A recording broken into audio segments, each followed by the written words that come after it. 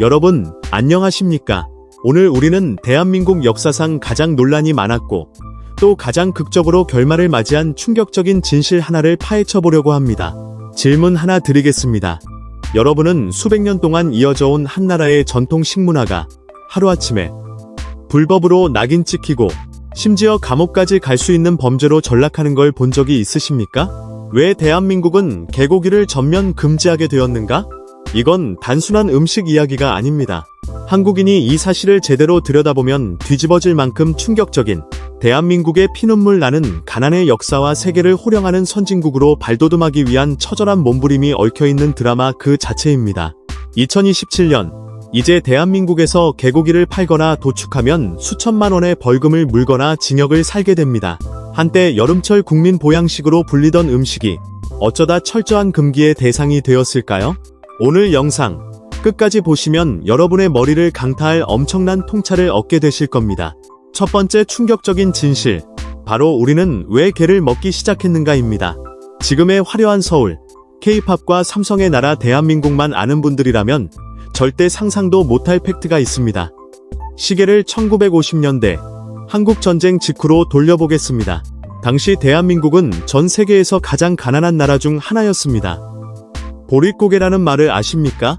봄이 되면 먹을 것이 없어 나무 껍질을 벗겨 먹고 진흙을 파먹다 영양실조로 죽어나가던 시절입니다. 그 끔찍한 시절, 사람들은 살아남기 위해 뭐든 입에 넣어야 했습니다. 소나 돼지? 70%가 산악지대인 대한민국 지리 특성상, 그리고 그 지독한 가난 속에서 소와 돼지를 키운다는 건 상상조차 할 수 없는 사치였습니다. 소는 농사를 지어야 하는 가족이자 재산이었고 돼지는 먹일 밥이 없었습니다. 하지만 개는 달랐습니다. 마당에서 사람이 먹다 남긴 찌꺼기를 먹으며 끈질기게 살아남았죠. 결국 굶주림에 미쳐가던 사람들에게 동네를 돌아다니던 개는 슬프게도 가장 접근하기 쉬운 단백질 공급원이 되어버린 겁니다. 그들에게 개고기는 미식의 영역이 아니라 그저 생존을 위한 발버둥이었습니다. 시간이 흘러 이 생존의 음식은 보신탕이라는 이름으로 대한민국의 독특한 여름 문화로 자리잡게 됩니다. 한국의 여름은 습하고 숨이 턱턱 막힐 정도로 덥습니다. 예로부터 한국인들은 이열치열, 즉 뜨거운 것으로 더위를 이긴다는 강박에 가까운 믿음이 있었습니다.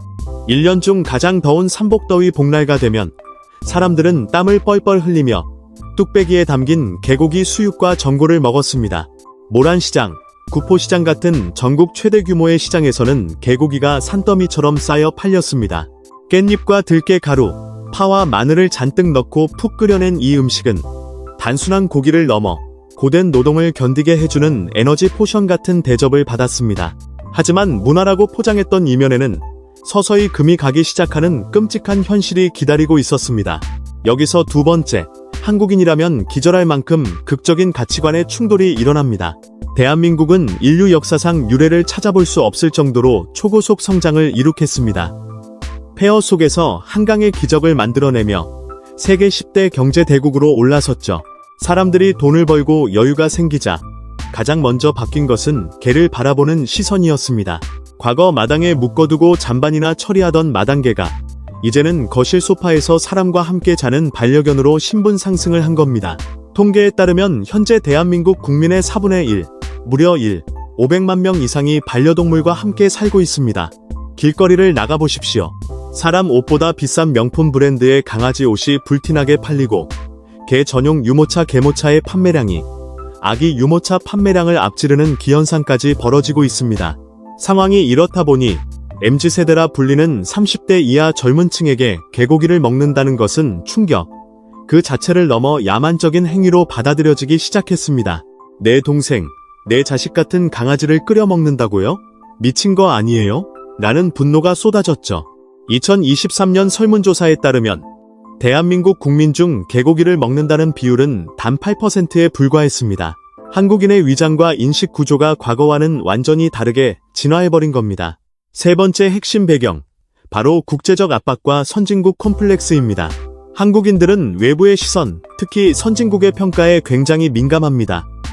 1988년 서울올림픽, 2002년 한일 월드컵, 2018년 평창 동계올림픽, 대한민국이 전 세계에 우리도 이제 이렇게 잘 사는 선진국이다 라고 자랑하고 싶을 때마다 해외 언론과 동물 보호단체들은 어김없이 한국의 개고기 문화를 집중 포격했습니다.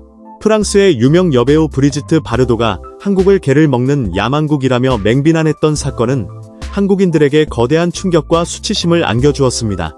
서구권 관광객들이 한국의 식당 간판을 보고 경악하거나 불매 운동을 벌이는 모습은 글로벌 스탠더드에 맞추고 싶어하는 대한민국의 국가 이미지에 치명적인 독이 되었습니다. 경제는 인류인데 식문화 때문에 삼류 취급을 받는 이 모순. 한국인들에게 이건 더 이상 참을 수 없는 자존심의 문제가 된 것입니다.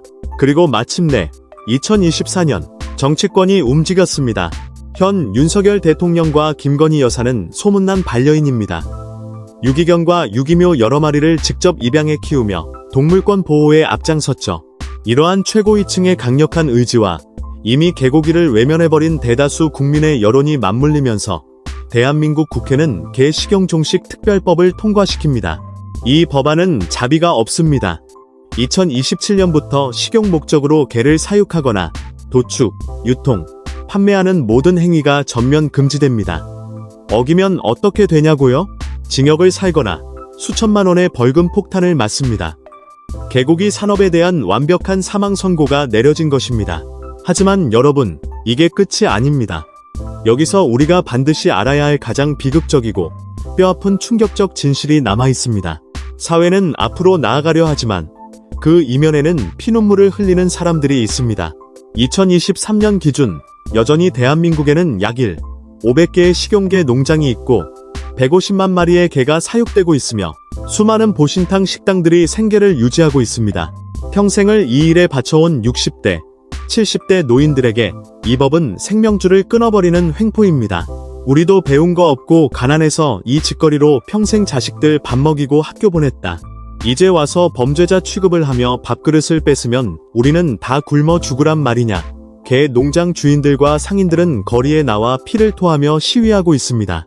정부가 전업을 지원하고 보상금을 준다고는 하지만 평생 개만 키우고 개고기만 썰어온 노인들에게 하루아침에 바리스타를 하거나 컴퓨터를 배우라는 건 그저 탁상공론에 불과하다는 뼈아픈 현실입니다. 자, 결론입니다. 한국인이라면 이 한 가지만은 꼭 기억하셔야 합니다. 개고기 금지법은 단순히 개를 먹지 말자는 단순한 캠페인이 아닙니다. 이것은 대한민국이라는 나라가 찢어지게 가난했던 과거의 허물을 완전히 벗어던지고 진정한 현대 선진 국가로 넘어가기 위해 치르는 거대한 성장통입니다. 그 옛날 살아남기 위해 뭐든 먹어야 했던 슬픈 보릿고개의 역사, 그리고 이제는 개를 가족으로 품고 동물권을 논하는 찬란한 21세기의 현재, 이 두 시대가 정면으로 충돌하다가 결국 한 시대가 역사 속으로 쓸쓸히 퇴장하는 모습을 우리는 지금 실시간으로 목격하고 있는 것입니다. 지금도 누군가에게는 추억의 맛이자 생존의 수단이었을 보신탕. 하지만 이제 대한민국 식탁에서 그 이름은 영원히 지워지게 되었습니다. 수백 년의 세월을 뛰어넘어 법으로 밥상을 규제하게 된 이 엄청난 사건, 여러분은 어떻게 생각하십니까? 이 영상이 여러분에게 조금이라도 충격을 주었거나 새로운 시각을 열어주었다면 지금 바로 구독과 좋아요, 알림 설정 꾹 눌러주시길 바랍니다. 그리고 댓글로 여러분의 솔직한 생각, 혹은 식문화의 변화로 겪었던 충격적인 경험을 공유해주세요. 여러분의 생생한 의견, 댓글창에서 같이 놀랍고 같이 토론해봅시다. 시청해주셔서 감사합니다.